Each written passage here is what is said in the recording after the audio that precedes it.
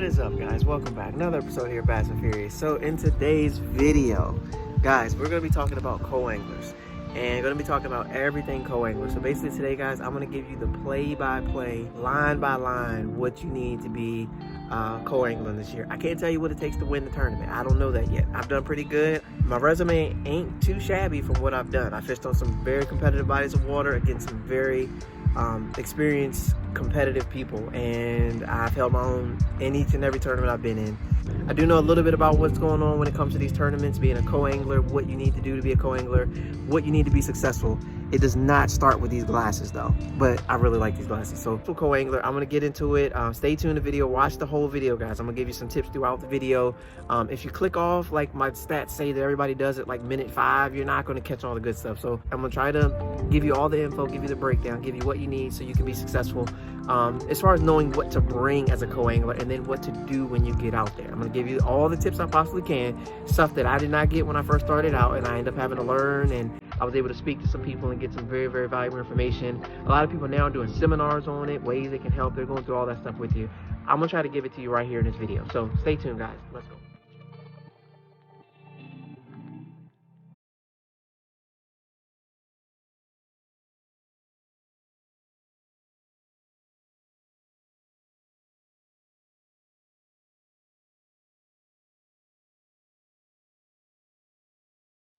Alright guys, like the video said, like the intro said, today we're talking about bass fishing. Everything that you need to be ready and prepared to get out on the water to fish a tournament. So as a co-angler. So we'll talk a little bit about being a co-angler. Basically it's a co-angler non-boater. Basically you're the person in the back of the boat. You have no say on where the boat's going, what's going on throughout the day. So you pretty much got to be prepared for anything, okay? Just want you to know that co-angler is the person that's not running the boat. Co-angler is in the back of the boat. I'm not talking about a team tournament. I'm talking about any of that. I'm talking about being in a boat, fishing a tournament. There's a guy in the front of the boat who's competing against everyone else who's in the front of the boat.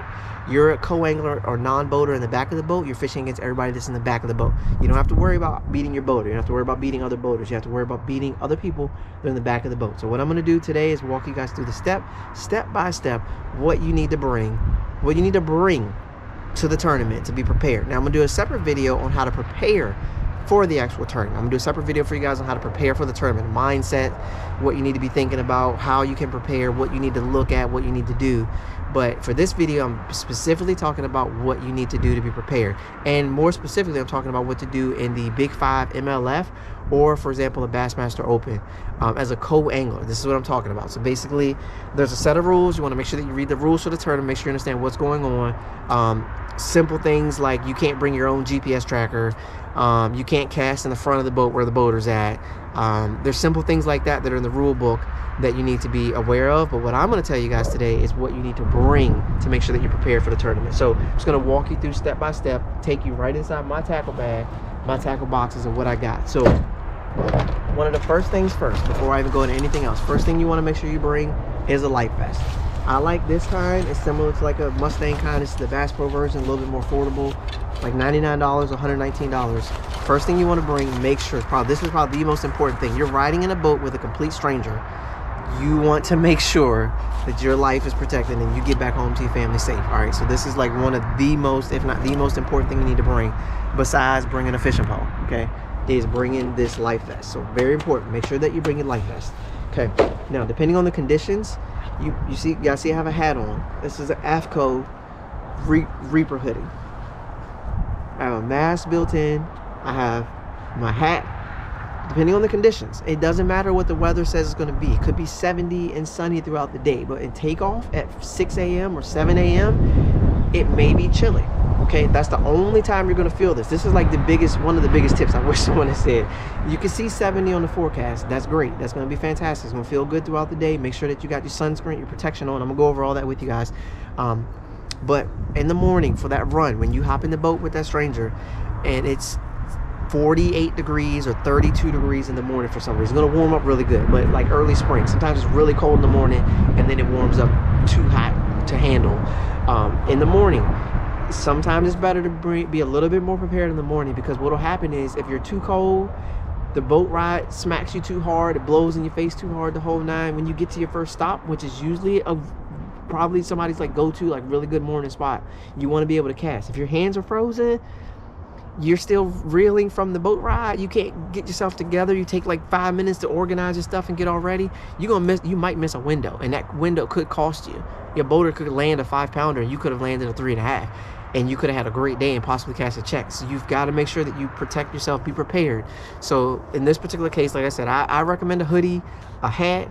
If you need gloves, bring some gloves, possibly a big jacket if you bring your bibs and all that stuff. I don't know how deep you want to go in this, but if you want to wear bibs, it's like the boater. You got your bibs on, you got your gloves, you got your hat. I usually bring a hoodie, a hat, gloves, that kind of thing. I usually bring that, but last year I fished the regional at the BFL regional in James River. The daytime weather was fine, but that morning boat ride, guys, I did not feel my hands till about 9 o'clock. And I ain't gonna lie, that I think that may have cost me. I made up for it. Don't get me wrong, I made up for it. I caught a limit and I called several times. I did my thing, but in that morning, I feel like I could have been a little bit more effective if I had dressed a little bit warmer. And the thing is, the boater asked me, he was like, dude, you sure you're good? You need like another hoodie or jacket? I'm like, nah, I'm good, man. I got this. I'm good. I got this. And he's like, all right, cool. He had full bibs on. Like, he was covered completely. Big, thick gloves. Like, he was bundled up. And I had a hoodie and a hat. And I think I had this hoodie. Took off. Oh my God, guys, I was frozen. So I'm telling you guys, it's a word of caution. Look at that early morning temp and dress for that, because you can always take stuff off, but you can't warm up if you ain't got nothing to warm up with. So I stuck my hands in my pot. I thought, no, nothing worked. I was just frozen. So like I said, make sure you dress appropriately for that. So far we got your life vest, your gloves, your hoodie, all that. The other thing I recommend, of course, you need glasses. You need good polarized glasses to make sure that you can see what's going on out there. Just a good pair. Pick up any pair. This is actually a $10 pair that I got from eBay. I'll never use those for the tournament. Just me personally, I'm never going to use those for the tournament. But what I will use for the tournament, for me, is these. I got the Wiley X's. Cost about 150, 160 bucks. But I got these Wiley X's. This is what I'll be wearing for the tournaments, all right? Good pair of glasses is key. You gotta have them. I recommend I do recommend different colors though, because you don't know, depending on the conditions. Depending on the conditions that's out there, you never know which color might work. So you might need blue mirror, might need green mirror, might need gray mirror, could use orange mirror, just depends. But make sure that you get the right glasses for where you're fishing it. All right, you gotta have the right glasses for where you're fishing it. A couple things that I bring myself that I don't know if everybody else brings. We've all been in that buddy's boat and swore up and down that it's like the best boat in the world. It's the greatest. You never have any issues. It's all fine. But I'm gonna be honest with you guys. That sometimes is the one that usually needs some help. So what I always bring, never leave. I bring it in my truck. I bring it on the boat. I bring it anywhere. This is just a portable jump box. This thing has saved me and several other people that I know multiple times. This thing has come in handy probably 20 times between me and people that I know.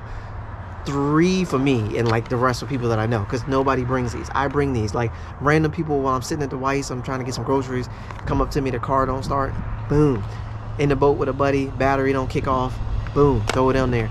This portable charger, I bring this with me. Portable battery charger, I bring this with me everywhere, every tournament, every time I go, because again, you never know. If the boater gets down there, he didn't properly prepare, he left this in his other bag, we're stuck at the water. I'm not gonna be stuck at the water because somebody didn't prepare properly. I'm gonna be prepared properly. I'm gonna get us up out of there.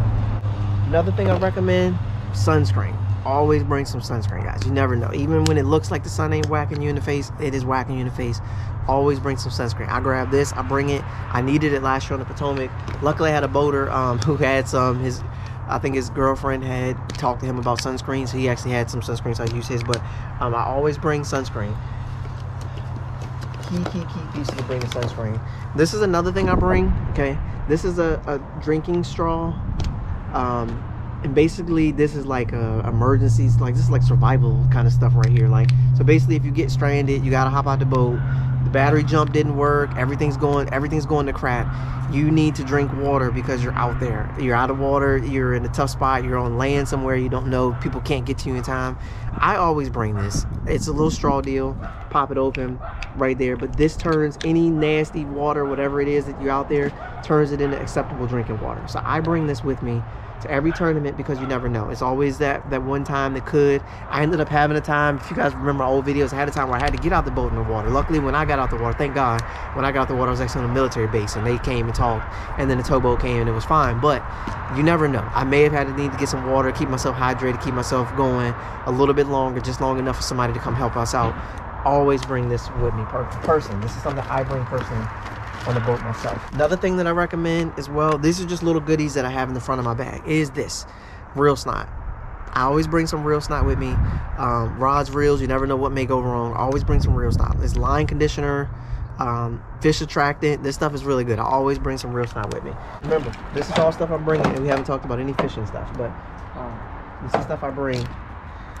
Glue. This is going to be one of your biggest friends, guys. This is glue. This glue right here actually can repair boats. Like, this glue is the deal. But I always bring glue. You never know when your bait's going to rip up. You never know when it's going to be that last Zaco you have. The fish rips it. You've been lighting them up on a Zaco. You have no more Zacos of that color. What are you going to do? Boom. Mend it. Glue it right back together. Keep it going. Put this stuff on it. Give it a little bit of time. You can be fishing with this bait, and you're good to go. The other thing I always bring is markers. I used to bring dip and dye. I hate that. I spill it on the boat. I have to look at the boater in the eye, and he'd be like, yo, what's that? And I'm like, So don't be that guy. Okay, what I've started doing is I bring the markers. I always bring the little markers. I got a bunch of colors of markers. These are my favorite though. I always bring orange and chartreuse. I really don't bring a lot of others. I have blue and red, but I really just bring orange and chartreuse. These are my favorite color markers. I always bring markers and glue. So again, I'm just giving you all the stuff you need, markers and glue. And actually, sorry guys, I thought I was done with the goodies. I always bring my own. It's your responsibility to take care of your fish, not the boater's responsibility. It's your responsibility. He's to provide the live well, but whether your fish stays alive in that live well ain't up to him. It's up to me. I take a responsibility for my fish. So I bring, please release me, and you never know when the day might go sideways. I always bring some of this, some kind of something to help you just in case something goes weird. And then, like I said, something to protect your fish. So with that being said, guys, that's it for the goodies. Okay, that's the goodies in the bag, things that you bring. Oh, sorry, one more. I always bring a cold tag. Some people bring like a whole cold thing. The thing is, I'm never gonna put a cold tag on all 5 of my fish. I only want the cold tag on my smallest fish. So when I catch a bigger one than my smallest one, I know I can immediately pull out my smallest fish, throw him back in, put the cold tag on my next smallest fish, and then I'm good. I always bring one cold tag. I never bring the whole thing. I just bring one cold tag. I'm not the boater. I'm not gonna have all 5 of them in there. I just need to know where my smallest fish is, what I need to do. And the other thing I bring, so I know where my smallest fish is a scale. So we're getting into the fishing stuff now, kind of transit. Next thing I bring is a scale. I always bring my scale. This is the Rapala scale. Keeps all my weights, tells me all my fish across the top. So I know exactly what my bag is at the end of the day. I think it's a little bit off, to be honest with you. Personally, I think it's a little bit off. But it's okay. It gives me an idea, and it's been shorter than what it should have been. So when I get back, my fish weigh more. That's always a good thing. So cold tag, I weigh my fish, put them in the box, put my cold tag on the smallest fish. One cold tag, so all I need, smallest fish, pull them out, throw them back in, put the other fish, put the tag on the next smallest fish. It might be good to bring 2, so you get your 2 smallest fish, so if you throw it back, you don't have to go search through the whole thing to find your other smallest fish. So maybe 2 might be best. I thought of that just now as I'm talking to you guys. I might bring 2. These are the Cal Coast ones. I usually bring, these are the ones I go to. And one more thing, I always bring a whistle. You never know, an emergency, the boater's driving you crazy, whatever the case may be, whistle. Let them know that you're back there so they can pay attention to you. And actually, with today's society, I'll actually always pack a mask in there as well, just in case I didn't bring mine in the morning. I don't want anyone to tell me that I can't do something because I didn't bring this. So I always bring this. This is the way things work today. I bring a mask. I always have one in my bag. Yeah, as we transition over to fishing stuff. So, all right, guys, check this out. Nice little bass on that Flat Daddy. My 13 fishing. The key thing I will say about fishing stuff is don't overdo it, guys, when it comes to fishing stuff. I know you have 8 rods, they're all nice and new, you cleaned up your reels, you put spool speed or Boca bearings in them, everything's great, like you love all your stuff. But I'm telling you guys, your best bet is to condense down what it is that you bring what you're really effective with, and bring something that you can catch fish behind someone with. Okay, that's your thing. You got to think, guys. Again, for what I did, I fished the Toyota Series, I fished BFLs. The boater I fished with in the BFL actually ended up winning the Toyota Series event. That tells you how good this dude was. He won the Toyota Series event against top level pros. We're talking Kurt Mitchell, we're talking We're talking some really good guys here. Some guys that fish the Tackle Warehouse Pro Circuit. Some guys that used to fish the elites. Like, you're talking, there's some good guys that fish at boaters in these things. My BFL boater, which is supposed to be like the weekend series, ends up winning Toyota series. Okay, like, come on, man. So I'm telling you guys, like, you're not going to get that first crack at everything, depending on who you're with. You've got to be prepared. What you bring in your bag has to give you a chance. Okay, if you bring a bunch of half-ounce flipping jigs, I'm just saying, guys, like, I get it, and that's what works. You got to bring what you're comfortable with. So if half-ounce flipping jig is what you can catch them with, then bring what you can catch them with. But I'm just saying, you're trying to find a way to catch fish behind someone else who's already catching fish. You've got to be a little bit strategic about what you're doing. If he's throwing a spinner bait, you might want to throw a swim jig. Like, you want to match the speed in a sense, but sometimes you may want to slow down. You may just want to sit there and drag with your bait and just wait. Okay, because whatever he, like, you've got to think on the fly. Like they say, the best way to this is fish the moment. Fish what you see in front of you at that time. Fish what you see. Like, what you see at that time, fish that. If you see a blow up, don't miss the blow up because we're waiting for the drop shot to finish hitting the bottom. Switch.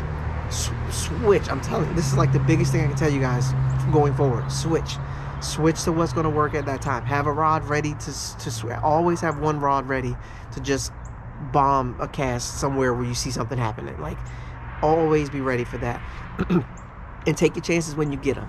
You got to be ready. If the boater makes a pitch, something don't go right, he flings back, his weight flies away, everything goes, he starts rotating the boat to the side away from a certain thing, and you got a window to flip something in there quick. You got to be ready. Drop shot, shake your head, boom, in there quick. You might can catch you something. You might can get a chance. Don't fish for his fish. Fish for your fish. What I'm saying is, if opportunity presents itself, you've got to take it. In that scenario, I wasn't saying if he missed a fish. I was saying if his weight came back, like he got hung up, he freed himself, and his stuff goes off to the side. Don't miss that opportunity because he's flipping the boat around. That's your chance. You've got to get in there with something. Get in there quickly, because you know the boat's coming right back, and he's gonna hit everything that's coming. You've got to take your chances. If somehow by way, shape, or form, or just sheer luck, you get a chance where the boater doesn't quite do something 100% perfect, you've got to be able to capitalize and make the most of your opportunity when it presents itself. So that's the biggest tip I can give you guys. Capitalize on your moment. You'll understand when I tell you what it is. You'll see it when you see it. Like, if he pulls up to a spot that's good to fish, and he pulls the boat up, but he doesn't immediately stand up and start fishing. Like, he grabs a drink, he starts thinking about, his wife texted him, so he's trying to check his text messages for his wife. Don't sit down because he's sitting down. Hop up and make a cast, because as soon as he get up, he's going to cast, and he's going to catch everything in front of you. If he gives you even a split second, get up there and make the most of your opportunity. Okay, you've got to catch those opportunities. That's something, you only get that with time. That only comes with time on the water. You'll start to see him. You're like, wait a minute. He spun around this way. Boom. He was just fishing this way. We were just catching. Boom. I got to make a cast. Boom. You got to hit your windows when you hit your windows. Okay. Sorry. I'm going to kind of go over that whole thing in another video. You guys are really going to like that video. But again, we're going to fishing stuff. So next up is tackle. What I bring, show you guys. I bring these 2 bags. Okay. 2 bags. One has my one has my terminal, my hooks and everything like that. Another little bag for my soft plastics. This one I can put right in my feet. This one I can put right in the compartment in the back, or I can stack them, put them both right at my feet. Okay. Now, as you guys can see on this one, I have scissors, pliers, split ring pliers. I have a wacky rig tool that'll go in there too. That's what I have in the front of my deal. Okay. Inside of this compartment right here, this front compartment I'm showing you guys, that's where all my goodies are. That's all the stuff I was telling you about. I put all that right here in the front compartment. So this is my charger, my reel snot, my other stuff. I put all that right in that front pocket right there. Inside of here, I only have 2 things of tackle. I have one lure lock box that holds all my weights, hooks, everything like that in there. You guys see, Team 13, Team Omega, let's get it. So I have everything organized in here. Swim bait hooks, Texas rig hooks, trailer hooks, bobber stops, Texas rig weights, drop shot weights, swim bait heads, shaky heads, drop shot hooks, all my terminal stuff right in this one box. Pop it open. It's got to be organized, guys, because I've been fishing a lot lately. But boom, everything in there, good to go. Let's get it. Like that right there, everything in there, good to go. The other box, I have my hard baits. Okay, so all my hard baits are in here. So my top waters, poppers, jerk baits, lipless, crankbaits, everything right in here. Square bills, balsa, all that right up in here. That's it. All the hard baits in here. Now, this box changes depending on what body of water I'm going to. I know that going to my first tournament's on Kerr Lake. I'm already prepared for that one now. So Kerr Lake. So I know there's certain things that happen at Kerr Lake that I want to be prepared for. There's certain depths I ain't gonna try to get to with hard bait. I'm only gonna go with a shaky hit or a drop shot on certain depths, or something. I'm gonna only go certain ways on that type of depth. I don't need a hard bait to go that deep. So you got to kind of keep that in mind. If the boater says he's only fishing in 30 to 60 feet of water, I'm not gonna try to get there with a crankbait. Okay, I don't need to bring. I'm not trying to find a crankbait to do that. That's gonna be a shaky hit, a drop shot, something like that. That's it. I don't got a lot of choices when it comes to those things. I'm gonna have to throw certain things that I'm comfortable with. He might be comfortable throwing a Carolina rig over that. I'm not. I'm gonna throw a drop shot. I'm gonna put a heavier weight on, and that's it. We're gonna call it a day. That's all I'm gonna throw. So I don't need a bunch of junk to throw that, and I don't want to chop myself full of a bunch of stuff. So hard baits, terminal tackle. The last bag I bring, now this is a random bag, but this has my spinner baits, chatter baits, buzz baits, jigs, all of that stuff. You guys see it all in there, all of my Omega stuff. This is my spinner baits, my jigs, chatter baits, all that is in this little bag. And this is a 6 cents little bait bag or whatever. Put it all in here. Those three in this bag, and that's it. And then I keep a couple of other, I keep hand warmers in my bag as well. That's something else I meant to mention.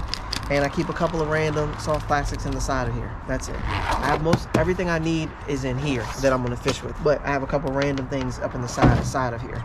Now, the other thing that I started doing this year to make my life way easier is I bought like 4 of these. And what I did is I organized each one for each body of water that I'm gonna fish. Each type of body of water that I'm going to fish. So when I go to Kerr, I know that I need to bring certain colors on Kerr. I already know what colors I need to bring right now. I can tell you right now what colors I need to bring. I got those colors, a couple other randoms, and flexibility things in here, just in case the clarity and the color, something's different, something's off. I need to make sure I have backups. So that is all in this bag. When I go to the Potomac, I have another one of these bags that's already filled up with Potomac stuff. So basically when I come back from Kerr, throw that, grab the other one, put that on top of here, boom, I'm ready to go to the Potomac. When I go to Smith Mountain, throw the other bag back, pick another one up that's already filled up with stuff from Smith Mountain. So yes, I have some duplicates in each of the bags, but to a certain extent, that's the plan, that's the goal, that's how I have it set up. So basically I have the stuff that I know works, that I'm successful with, and the backups that I may need depending on the conditions are already in a bag. So all I do is grab that bag, go. Grab this bag, go. Grab that bag, go. Now that take a lot of prep. There's a lot of prep to do that beforehand, but I actually have a sheet of what baits worked for me, like almost down to what fish I caught on them, like how many fish I caught on them, how many fish I lost, what I needed to fix.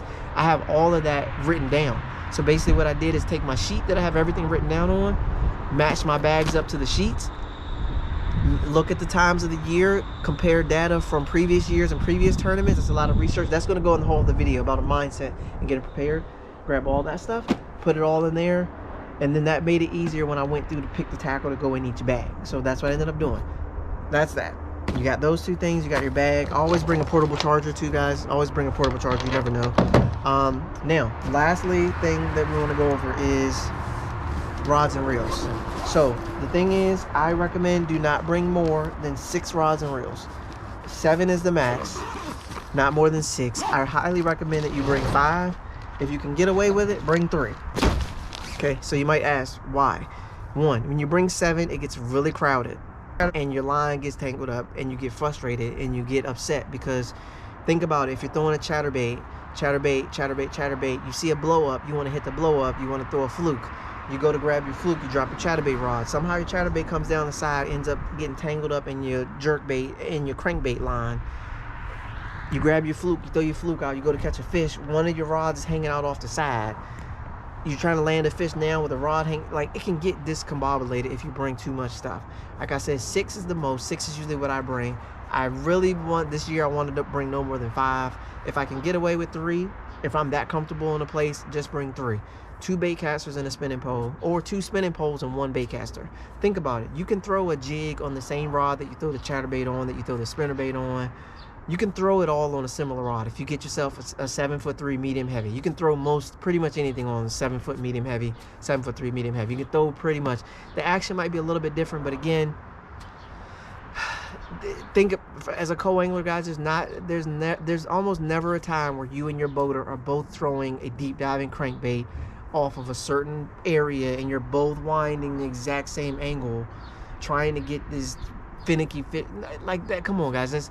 Most of the time your boater's throwing whatever the heck he's gonna throw, and you're just throwing a shaky head behind him. Like some boaters, some of my buddies have even suggested just bringing 3 spinning rods, tie up a shaky head, tie up a drop shot, tie up a Ned rig, and that's it.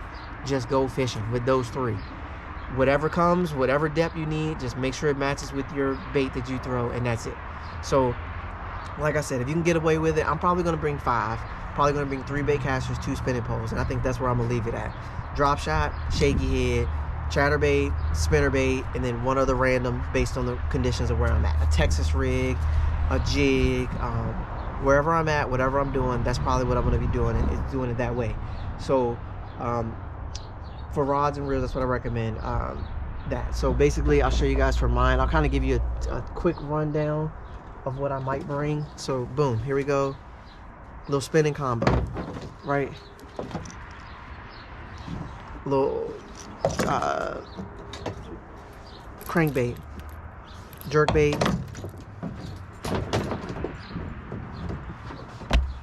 shaky head with no worm on it. Them 4, and then pick 1 other random bait to throw. So on this one, boom, 1 other. Those 5. Grab those 5 I just showed you. These are all omens, I think, omens and envy. Grab those 5. That's it. Go to the tournament. Now, if you guys can see, this is a key piece I wanted to tell you guys about as well. When you fish these tournaments, I highly recommend that you bring the covers for your rods. When you're traveling with them, you just want to keep your stuff safe. You don't want to get there and have busted eyelets and whatnot. So I definitely recommend bringing the rod covers. I recommend getting the strap to go around your covers. Makes it a whole lot easier to carry your stuff. So basically put your vest on, carry your rods in one hand, carry your tackle bag in the other hand, throw your backpack over your back, and that's it. You're ready to go fishing, ready to have a good day. But I do recommend getting rods like this, because I had this happen last year. I lost probably 6 out of my 10 rod covers last year because they didn't have a strap down on them. So when the boater runs at 70, 75 miles an hour, 65, your rod covers will blow off. Okay, so what I recommend is getting the rod sleeves that have a little piece on them that can tie on to the end of your handle, and that way, even though it blows, it ain't gonna blow off. Okay, that's what I recommend. The 6 cents makes a really good kind that can just attach and makes it super easy. So it just has a little clip down here at the end. You attach it around your reel handle and you're good to go. Okay, I definitely recommend that for you guys out there that want to fish these tournaments. That being said, that's everything. The other piece I'll recommend to you guys as well is food. As a co-angler, you're fishing a tournament for 8 hours. More likely you're going to be on your feet for at least like 7.5 of them, maybe 7 of them. Make sure you wear comfortable shoes, again, comfortable clothes. Thing as well, if it's a situation where it's cold, they do make these portable heaters. I definitely recommend them. I've started using them this year in the really cold. Definitely really good to keep your hands warm. It's a portable heater. Push a button, heat comes on. It's like a hand warmer, just portable, and you can recharge it throughout the day, so you don't have to worry about it. And it can actually charge your phone. It has a charger for your phone as well. Always bring lunch. So bring something to eat. But the thing is, again, you're gonna be out there for 8 hours. So unless you want to have to pull over on the side, make sure whatever you bring to eat is good on your stomach and doesn't make you immediately have to go piss or immediately have to go take a break, and eliminate time from fishing for both of you guys, because you never know how the day's gonna go. You could have 5 and be looking for a break because you've already whacked them, or you could be having a rough day and you need all the time. So just make sure, bring something to eat, some lunch that you could throw. That's very key. Bring some lunch, something small, throw it in a little compartment. Usually the boater will ask you, give you a little compartment. Bring some Gatorade, water, lots of Gatorade, water, stuff like that if you're good with drinking that, or whatever drink, your squincher or whatever you're gonna drink, bring that with you so that you're good on drink. And the other thing I will touch on this one little part. So the other part is when you show up for these tournaments as a co-angler, there's an implied rule you talk about kind of thing money. So giving money to the boater. I'm not going to go into my opinion on that because that's my opinion. I've shared it on a couple of the videos. In the mindset video, I will go over that with you. But what I suggest you bring, other people suggest different. I suggest you bring $40. Okay, $40. The reality is, you as a co-angler or non-boater do not control where that boat goes. That boater, he's already made his boat payment. He's already made up in his mind where he's gonna go fishing. You ain't gonna change that unless y'all agree on something. Now, if you tell the boater to take off running to your little spot that you found, and somehow he actually listens to you, which, okay, if you find that guy, please tell him to be my boater. Actually, don't tell him to be my boater, because if he's listening to me, we already in trouble, because he supposed to be did his homework. That's why he the boater. When I go out in my boat, I know where I'm going. I'm not guessing, hoping you gonna know. But if you do tell him to make some long run, you better be prepared to give him some gas for that long run. I'm gonna just throw that out there. But if you're just gonna have a normal day, he's gonna do his thing, you do your thing, I suggest giving him $40. All right, that gives him something for gas, a little something. If he loses a jackhammer or something, you know, he gives him something. All right, my suggestion is give it to him when you start the day. Okay, right when you start the day, eliminate all the crap. As soon as you meet him in the parking lot, you get in the boat, probably in the parking lot is best. But if you get in the boat, give him the money right then, $40. Make a little comment, say, hey, I'm here to have a good day. Let's have fun. Let's catch a bunch of fish. Give him a little comment, little back and forth, a little chatter, kind of understand what he's trying to do, what's going on, what you guys are getting into. Come off as a decent person, you know what I'm saying? Be yourself, come off a decent person. Don't get in the boat being a jerk already because you had bad experiences in the past. Approach this as a brand new one. Think the best, hope for the best. That's what you should do in any situation. Hope for the best. Get in there, give them the money, $40 right up front. Get that money, get that out the way. Don't worry about that. Don't rely on giving that to them when you get back, because you might be pissed off and you might just want to keep it. And sometimes you're not wrong. I'm gonna be honest. Sometimes you're not wrong. If he backboats you all day and keeps you away from the fish and makes your day miserable, you may not gonna want to give him that money. You might just hop out the boat and go. Okay, so my suggestion is to get it out the way right up front. Give him $40 right up front. Thank you, appreciate it. Looking forward to having a good day. Find these fish, have a good, enjoyable time on the water. Learn what you can, do what you can, make the most of it. Hopefully, you come away with a check, and that's it. Tournament over. Pack up all your stuff, get back home, ready to do it again for the next one. So I'll kind of touch on that a little bit. So with all that stuff I said, throw $40 in your back pocket. You can ask him. A lot of people talk about this. Ask him if he needs ice, if it's a hot day. Maybe bring a sandwich or two. I mean, you can do these kind of things. That's up to you. At the end of the day, I'm not his mama. Okay, I'm going fishing. Like, I'm here to go fishing. That's what I'm here for. Think about it. When they're a boater, they sign up to be a boater. They know a co-angler is going to come in their boat. They may not like it. If they don't like it, tell them go join a series where they don't have co-anglers. They have those series. They're called solo pro series. You can do them. You don't have a co-angler. If you're going to fish a trail that has a co-angler, you're going to have to deal with someone in the back of your boat. And you're going to have to treat that person with respect. That's what it boils down to. That's all I'm going to say about that. I got to treat them with respect. They're going to treat me with respect. We're going to have a good day. That's why I look at it, okay? I don't leave a bunch of scents and smells and a bunch of stuff on their boat and keep their boat dirty and throw a bunch of grass in the bottom of the boat. I take care of their boat. I treat it as if it was my own boat. I respect it. And that's it. I'll leave it at that. That's it. We have a good day. We go out there. We have fun. We get on these fish. They're not there to babysit me. They're not there to help me pick out backlashes. That's not their job. They're not the boater. I don't expect the boater to do that. I don't even expect the boater to net my fish. Discuss that with your boater when you get there, whether they want you to net the fish or not. Discuss that with them when you get there. I don't care. If you net them, great. If you don't, great. I have my own boat. I know how to net my own fish. I'm not a freaking baby. Okay? I know how to do it myself if I need to. Sometimes I may need some help. I'm going to ask for it. If you help me, great. If you don't, I'll figure it out or I'll lose the fish. Those are one of two things that happen. Just discuss it with your boater, how you want it to work. Whatever works for you guys, roll with that. But like I said, for me, sometimes I've told them not to net my fish. I don't want to be pissed at them for the rest of the day if they knock my fish back in the water. I end up missing a check by 2 pounds and they knock a 2-pounder back in the water and I could have had a check. I don't want to be pissed at them. I don't want them pissed at me if I knock their 2-pounder back in the water and they end up missing a check because of something I did, because they told me the fish was coming on the left. I go to the left and they tell me to swing now, and then they jerk the fish back the other way and I end up bumping their line and the fish gets off. I don't want them pissed at me the rest of the day and then for sure backboning me the rest of the day. I don't want that. So I asked them, do you want me to net your fish?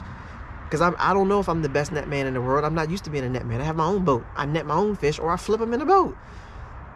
My buddy I fish with, he's really good at netting fish. So I'll have a 1-pounder on and he'll net it. He's really good at that. He likes doing that. He doesn't mind doing that. Again, me, when he catches the fish, I try to net it sometimes. Sometimes I run up there to net it. Sometimes he likes flipping them. So I know some guys I flip, they flip everything in the boat. Unless it's over 5 pounds, they flip everything in the boat. So if they catch a 2, I don't even stop reeling. I don't even look unless they tell me they're having trouble. And they better say it loud, because I really be tuning out when I'm on the water. So anyways, with that being said, guys, I hope these tips were helpful. I tried to give a very, very comprehensive review on what was needed. I'll list what to a certain extent, what I said you needed below. I didn't talk anything about baits, nothing about any of that stuff. You bring what you need to bring as far as baits come, but I told you what I bring and where I put my stuff at. Hopefully these tips help. If you have other tips, comment below, help a buddy, share, you know, that kind of thing, help us out. But I hope this information was helpful. Please hit that like button, hit that subscribe button. I hope you guys watched it to the end of the video. If you did, I really appreciate you. Appreciate the support of the channel. Hopefully, like I said, this video can help someone be prepared for getting on the water on that day. Next video, which will actually be part 2, will actually go a little bit more in depth in the mindset and the preparation for tournament. So getting into map study and practice and things like that. I'll do a whole nother video on that I'm pretty sure you guys are really going to like. That'll be very, very helpful. But in this one, I wanted to stick just to the basics, what you need to bring on the water. And I told you a little bit about how many of these I've done. I've done more than enough of these to know what was wrong and then what should be done consistently. So again, thank you guys for tuning in. You guys are awesome. My Bass and Friends friends. Peace, peace. Catch you on the next one.